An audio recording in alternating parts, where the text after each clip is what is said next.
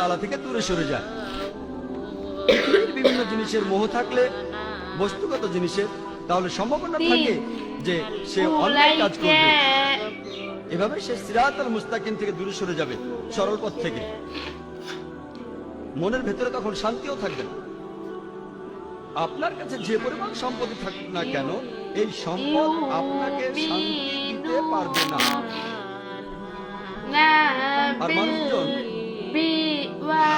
যে কারণে সালাহ আদায় করে না, সেটা হলো তাদের জ্ঞানের অভাব।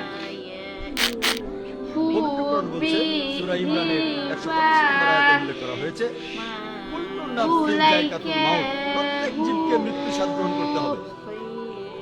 এবং কিয়ামতের দিন তোমাদেরকে তোমাদের কর্মফল পূর্ণ মাত্রায় দেওয়া হবে।